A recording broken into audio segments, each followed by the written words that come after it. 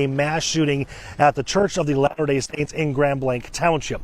10 people were shot. 1 is dead. The shooter also shot and killed by police. What you're looking at right now is a map of where that church is, again in the Grand Blanc Township area.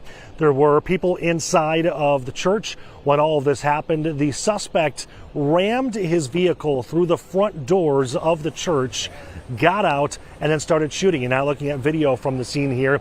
Again, 10 people were shot. 1 was shot and killed. 2 or 3 others are in critical condition. On top of the shooting, though, this suspect, a 40-year-old from Burton, also started a fire inside of the church.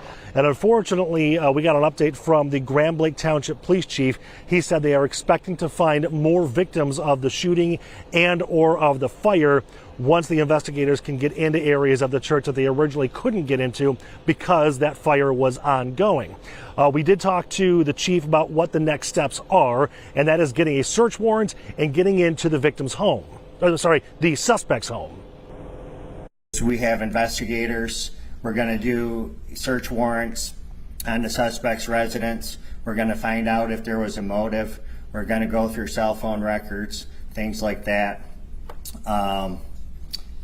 We had FBI, they're devoting 100 agents to this area because, as you can imagine, there's a lot of witnesses that were within the church, and that is a lot of witness information, statements that we have to obtain.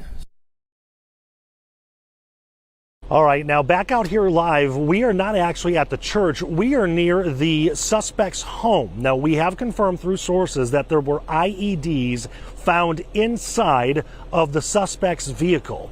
And now here outside of the home, as they get that search warrant and a way to go inside, the Michigan State Police bomb squad has shown up. In fact, photographer Marty is behind the lens here. If we can zoom into the back of that truck, you can see a robot is now being offloaded. That'll be one of the tools that they will use to go inside of the suspect's home to see what's happening there. It is a very safe assumption that if explosives were found inside of the suspect's vehicle, then they could likely find the similar situation inside of the suspect's home. That's why you see the bomb squad out here. That's why you see that robot getting ready to go inside of the home. And as we pan our camera a little bit towards the right, you also see a SWAT vehicle, and they've attached a battering ram on the front of that vehicle. They'll likely use that to push open the door or a window or some other front entry point so they can gain access to the home and then send that robot inside. There is a lot happening, not only in the Grand Blanc Township area, Burton, but all throughout this area as well.